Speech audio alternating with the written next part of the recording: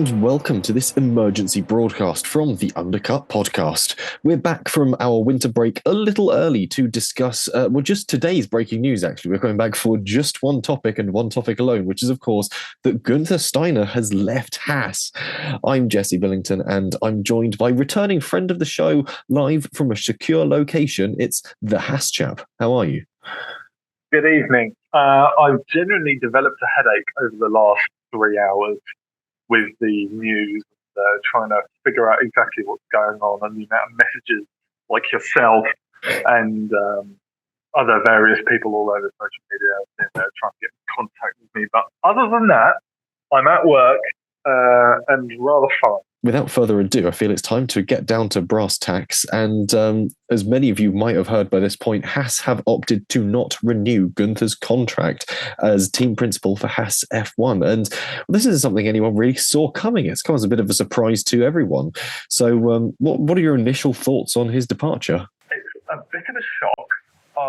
There was the news that had been broken by motorsport.com.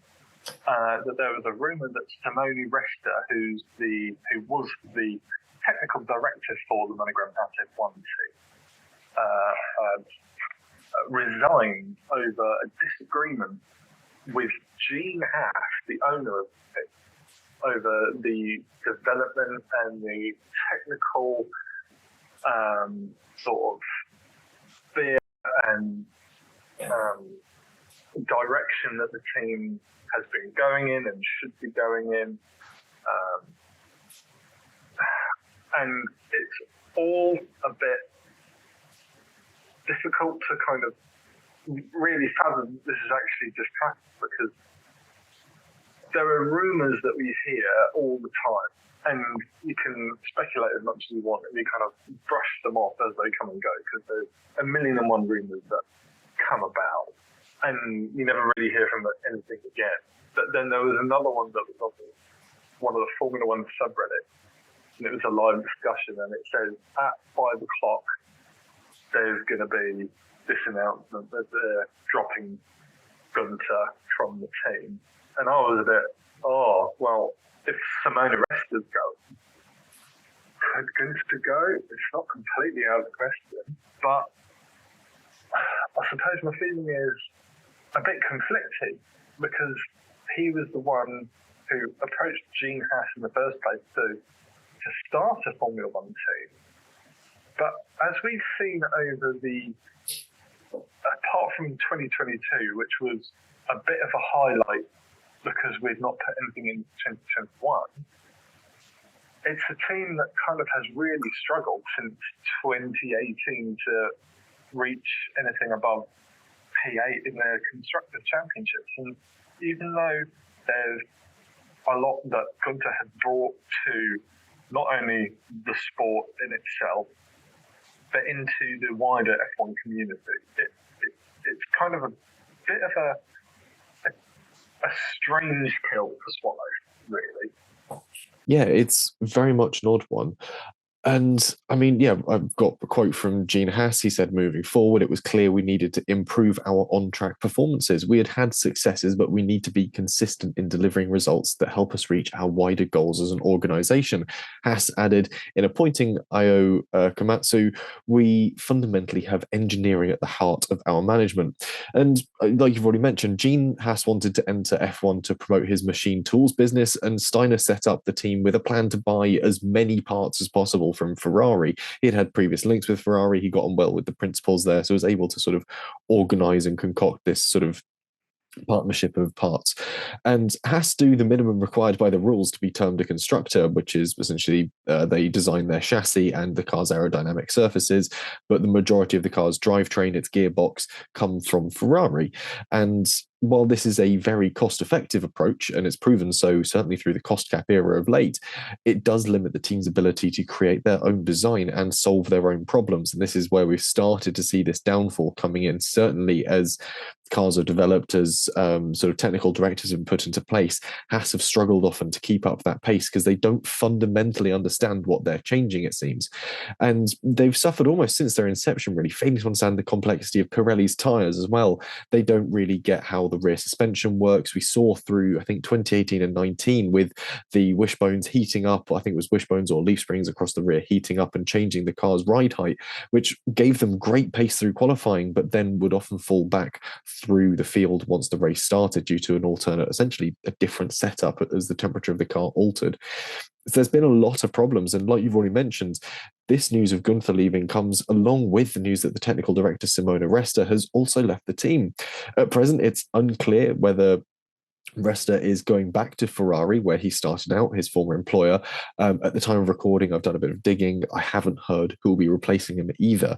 According to the Italian edition of Motorsport, technical director Resta, try saying that with a mouthful of marshmallows, has left due to disagreements with owner Gene Haas and a reported lack of motivation, which is going to be a sort of recurring sort of theme through much of the discussions people have already started having around why Guenther has left Haas and the sort of why the splits occurred. Resta joined Haas from Ferrari in January 2021 with the Italian set to help the team running on their Ferrari-powered engines. He was hopefully going to be one of the sort of members of the team that would help them take a step forward. As we now know, 2021 was very much a fallow year for the team. They opted not to undergo development and focus on the new directives for 2022. And we saw a bit of an uptick in performance coming into that new year. The car was a lot more performant or performable, if that's even a phrase. At the start of the season, it was a lot more competitive, and we saw that fantastic race from Kevin Magnussen in Bahrain. But since then, the results haven't been good, with Haas finishing in the bottom of the field for 2023. And there's just been an inherent problem with their chassis design. They don't get what's happening behind the driver, and that means there's no sort of continuity or contiguity of the car as down its length. Motorsport.com suggests that Resta no longer found motivation in Haas, and disagreements began back last year when he was eager to spend the development budget on the first version of the VF23. We saw a sort of second iteration of the car appear, which was sort of touted as being sort of the white Red Bull, but very little actually came of that development, which was quite late in the season. I think it was about Mexico time. Gene Haas wanted the car to follow the design of Red Bull instead, which is reported to have been the main sticking point between the two parties, and possibly one of the reasons why Haas has gotten rid of its two Ferrari-linked associates, really, if they're looking to try and follow the very different style of car that Red Bull produces. So the question is, with this departure of both Resta and Steiner, both with these close links to Ferrari, do we think we'll see Haas move away from being a Ferrari customer team in 2026? I would really like that. It's not necessarily something that I have against Ferrari in principle, but I think if you're going to be banking on a team that over the past few years has kind of really dipped, it's had a roller coaster of performance, really ever since Kimi Raikkonen departed the team, and Sebastian Vettel, to be fair. I think it really needs a big shake-up because they've been partners with Ferrari since the team's inception. In 2014, even though they didn't enter for another 2 years because of the change in the technical directives, so they ended up starting in 2016. I think they really need to move away from it because Ferrari haven't got the greatest track record when it comes to reliability. They're obviously very tied to being putting themselves first, as a lot of engine manufacturers do, but it's not necessarily just about all the engine manufacturing side of it, because their Haas has effectively become the test bed for Ferrari. So then what that means is that anything that happens bad to Haas, Ferrari can then take that and then put their own advantage on it. I think it's also difficult because you mentioned about chassis, in the fact that they're not even Ferrari or Haas, because they're Dallara. They're a completely independent chassis manufacturer. So when you've got three different entities trying to come together to manufacture a car, that you've got to make sure that communication and that syncopation between all three, it's kind of no wonder it would start to become a little bit messy, and that's when you start to develop a problem. And it's chain is only as strong as its weakest link. And if the weakest link is within the chassis, it's an inherent part of the design of the car. If it's within the engine, then kind of melts into everything else. It's not like you can take one bit and go, oh, we'll just change that, and all of a sudden the car will be fixed because everything is designed around it. So I'd love to see a move away from Ferrari. And I said this in a conversation with Timo, fellow colleague of the show, that I would like to see Haas move forward with Ford, considering the connections that the Stuart Haas racing team in NASCAR have got with Ford, and they won the Xfinity Championship last year in a Ford, and Red Bull are moving with Ford in 2026 for the new technical director. For me, it would kind of be a bit of a no-brainer for Gene Haas to say to Ford, is there something that we can do? And then try and find some other direction to go with the chassis, because I don't think having to ship out all of your engineers to Italy for Dallara and then having to move them on to Maranello for suspension and other engine components, and then having to move all the way back to Banbury, which then put together. It's just a real messy situation. So I think what I'd like to see is I'd like Haas to kind of conglomerate all of their component parts into one space. It could be in America. That's where they want to do it. It's going to be harder in America because it's a very European centric sport. But I think they just need, I think the team kind of needs to downsize itself in terms of its spread and where everything is made so that they can concentrate and use their budget within the cost cap more effectively, so they're not having to spread it over 3 different countries. Yeah, they are very much suffering a situation of too many cooks spoil the broth sort of thing. They've got too many different corporations trying to sort of come together and build an F1 car by committee. And as we've seen with the big sort of winners of the past few seasons, you can't win a championship by committee. You look at the sort of the dedication and sort of one track mindedness of the likes of Red Bull and Mercedes. You've got to either go for it or not go for it. You can't have 3 different teams trying to come together. And I like the idea of the Ford partnership. It makes sense with Haas's other sort of outreaches, the other racing programs that exists within.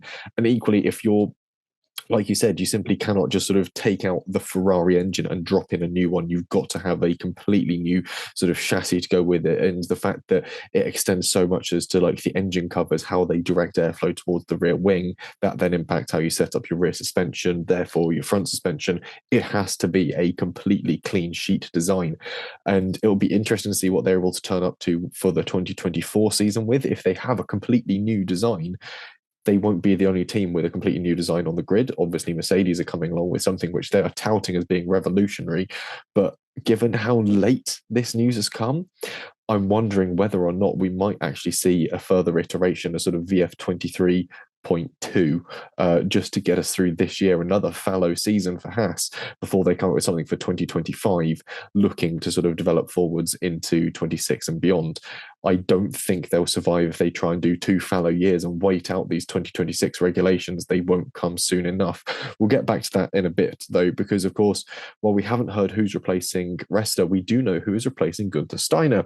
And that new man is someone you might already recognize, you might have heard the name of before, because it is the director of engineering at the team, Ayao Komatsu.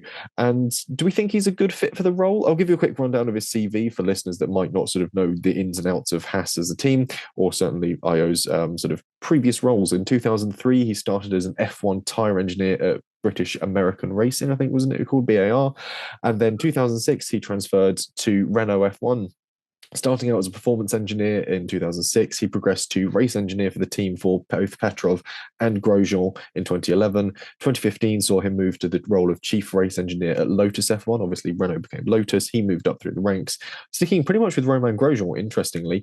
2016, he became the trackside engineering director at Haas F1 team when the team sort of first hit the ground in Formula One. And then in 2024, this year, he is now the team principal for the sort of the outfit, which is very interesting. And he said in the sort of press release Haas put out, I'm looking forward to leading our program and the various competitive operations internally to ensure we can build a structure that promotes improved on-track performances. We obviously haven't been competitive enough recently, which has been a source of frustration for us all. So, a good fit? I think an excellent fit. I really don't think, other than somebody like Peter Kroller, who is the team manager, who also would be sitting on the pit lane. He was sat in the middle next to Guenther and Ayao. He would have been a good fit, but I actually think Ayao is probably a slightly better fit. I think considering the difficulties that we've seen in the engineering side of Haas, which is sort of baffling in a way, because they're a company that makes CNC machines. It would have been odd for them to have not picked up the engineering side quite as well as they have done. But anyway, if the fact that it's not necessarily an internal staffing issue with the team, it is literally the car is not going as fast and it is not sustaining the tires as much as it needs to be. I think it's a really good, because you've got somebody who has a very good track record within engineering, within successful Formula One teams. Like Renault. Renault was an absolute powerhouse 2006, 2007. It would be foolish for me to think that he would come in and then all of a sudden the team completely changed and that the car is all of a sudden going to be fighting for the championship. Or, of course, I'd love to see it, but I don't necessarily think that's going to happen. But if he's confident that he's going to be able to build a structure within the team and within the staff that is more geared towards the engineering and less geared about worried with what's within the rumour mill, if there's going to be a budgeting issue, if there's going to be some sort of press thing. Of course, Guenther's been at the forefront, really, of team principal exposure, purely because of his impressions left on the world with Drive to Survive. And if Ayu's coming in to this with a slightly more keyed head on actual engineering and actually in well-placed development, I think it's a really good thing.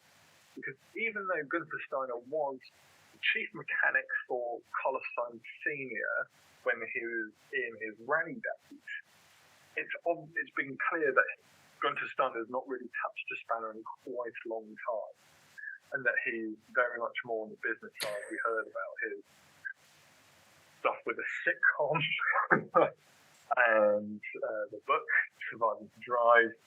I think Ayu's going to be a good fit, and I would certainly hope that he is a stable and a more measured element for the team that isn't going to fly off the handle in situations that then get spread all over Twitter. I kind of want, like prime ministers, I don't want a personality prime minister. I want somebody who can do it well. And even though I did think at times Guenther did a really good job, there were times where his personality overtook his ability. Yeah, I think Ayu is coming into a team that's been well set up. One of the things that I will give Guenther credit for is while it's been a long time since he's been a very good sort of technical manager, he is a very good people manager. He is a great people person. And I think he has staffed the team well and built up a strong and competent team under him. But what it needs now is someone who really understands the technical side of things to give a good group of people the right technical steer. And hopefully what he's done is left a relatively good legacy team that will be able to actually push them forwards with the correct sort of mechanical knowledge. And like you said, yes, it's been a while since we've seen Guenther actually sort of spannering and engineering a car but he is a fantastic business person, a fantastic people person. So hopefully the work he's put in will still prove valuable to Haas, and we'll sort of have the positive echoes of that still trickling down as it moves in this new direction. So I think Io is going to be a good fit, actually. Yeah. So we're heading in the right direction. And I like the fact that we haven't seen Gene Haas step in and go, right, I'm the team principal now, I'm going to solve this. He's clearly looked at the situation and gone for the person who is the best fit for the role. And that gives me a bit of hope that we're going to see a really strong move forwards from Haas as when they can sort of build on this. So the real question I've got then is, where next for Guenther? Where next for Guenther? I mean, as far as I'm aware, he's still currently living in the States. So whether he, I don't know, goes back into NASCAR from where he previously was before he started the Formula One thing with Gene. Does he go back to rallying? He might go back into rallying in some sort of managerial position. Does he become a consultant? Does he become... I can't see him becoming a pundit. That would be hilarious, but I can't really see him. Or could he replace Danica Patrick? I would like that. I think a lot of people would prefer Guenther Steiner over Danica Patrick. So. That's by the by. I think there's options open for Guenther, and equally at this point in time, I think he'd be happy to go and make a step back towards a more technical role, potentially at a different team, maybe go towards sort of back to Red Bull, go to Ford, go to Ferrari, where he's got connections, and go back to a more sort of technical operations side of things, and just sort of settle down to something not quite so intensive, not quite so forefront, but equally, if he goes for an Italian team, I think he's still sort of part-time, lives in Italy. He's Italian by birth, despite the name. So it would make sense for him to sort of return home in a certain sense. But like I said, we're going to keep this podcast relatively short. It is very much an emergency broadcast, and we have got Henry stood out in the cold at the moment, making this one from a secure location. So we'll move on to some departing views, and we have obviously two members of the team couldn't really join us. This was quite last minute, but Timo did submit his point of view on this, which was Haas haven't really changed much with the time since they came into F1, and when they've done so, it's not gone well. Looking at you, Rich Energy and Mazepin, and despite making some promising steps forwards at times, they do seem to be their own worst enemy. And despite Steiner's consistency, he's both responsible and a victim for the lack of overall progress the team made, especially when Haas failed to capitalise on the new regs, which I think is quite a fair statement. It sort of gives as much as it takes from them. Change is needed there, and hopefully this can be the start of a turnaround for the team, because as a neutral, we all want to see them succeed. Look at P5 in Bahrain and Pole in Brazil, for example. We want more of that, and we don't want Haas to fade into obscurity. Hopefully they can do damage control for now and maybe do what Stake is doing for focusing on 2026. I think that sounds good.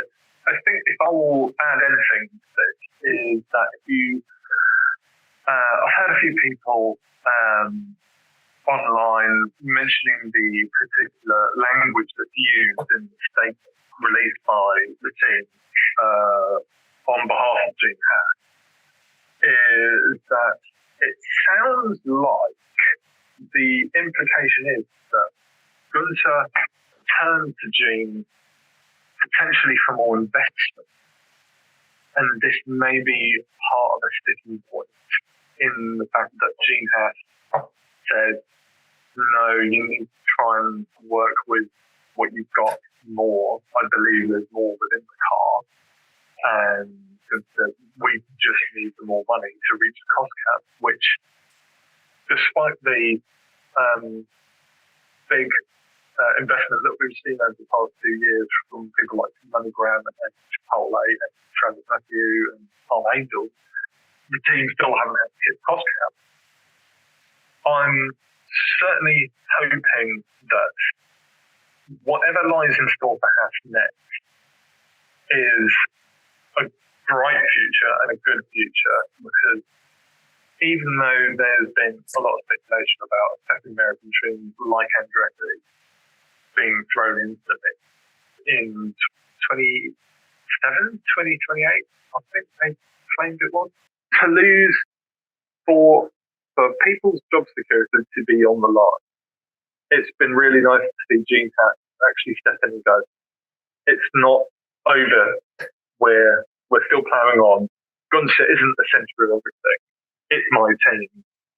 I'm going to crack on because actually I know the value of Formula One and actually what the value of having a Formula One team is in this era, particularly for his own brand, for his image, and for the livelihoods of all of those who work under him in his team. So it's been quite nice to see that Gene's actually kind of pulled up to the occasion and not let it all sink. Insert Steinership joke there. Yes, yeah, he's stood up with his team and sort of said, yeah, at the end of the day, this is my name quite literally on the front of it. I'm going to stand up and support it for good for this one. Ellie May gave us the very short and snappy sort of response of, well, something has to change for that team. And I think she's right. There does need to be a change coming. But equally, one that I did pull and did want to mention purely for the comedy value of it was William Story's view on Twitter, which was Auf Wiedersehen, Herr Vanka, an astute move from Gene Haas. Steiner was incompetent and duplicitous. There is vastly more performance potential to be tapped with Ferrari as partners. Engineering can now be the focus.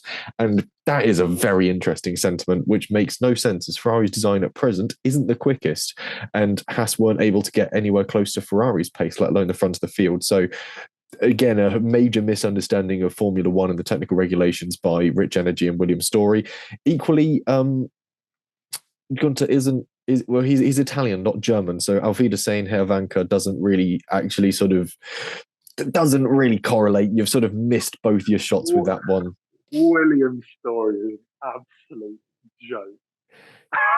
Absolutely, a proper skin flute, really. Honestly, yeah. So I think that light-hearted sort of blast of Haas history is a really nice point to end on. I'd like to sort of round this out by actually dipping into some notes I've written for a different episode of this same podcast, which is a review of Surviving to Drive. I listened to it recently as an audiobook, and there is one thing that really sticks out to me at this point as we sort of not so mourn Gunther's departure from Haas, but certainly sort of look back at it, celebrate it, and look at sort of what's next for Haas. I want to read a section from my review, which is Steiner's touching remarks on Harvey Cook, who passed away during the 2022 season, affirm that behind the sweary outer is a driven man who cares deeply about the team he steers. And while he might outwardly seem to treat his drivers with disdain, the support and drive he instills in the people that construct the team goes beyond simply being a good boss. And I think that, for me, will be the sort of lasting legacy and idea I have of Guenther Steiner. If this is the last we see of him, for me, having sort of read his book, having sort of written this and looked back on what he's actually achieved and driven the team to do, the character and the sort of driven manager he is, for me, that says more than sort of any clip from Drive to Survive could. So I think it gives us a perfect point to end upon. We wish Haas the best with their next sort of adventure as they sort of step on into the great unknown of F1 with a new team principal, hopefully a new technical direction. And we'll be back as a podcast. The Undercut podcast will be back in probably a few weeks' time with a load more of the news from the off-season. Henry, where can the people find you? I suppose it's quite obvious, really. You are the Haas chap. Yeah, you can find me at the Haas Chap on Instagram, on TikTok, and if you want to throw me a message, you can throw me an email at thehaaschap@gmail.com. Perfect. And of course, if you want more of the podcast, you can find us across Spotify, Apple Podcasts, YouTube. Give us a like, give us a follow, give us a subscribe, drop us a comment in the comments section. If you want to see someone else as the Haas team principal, let us know in the YouTube comment section, or find us on social media and shout at us there. We're across Twitter, TikTok, Instagram.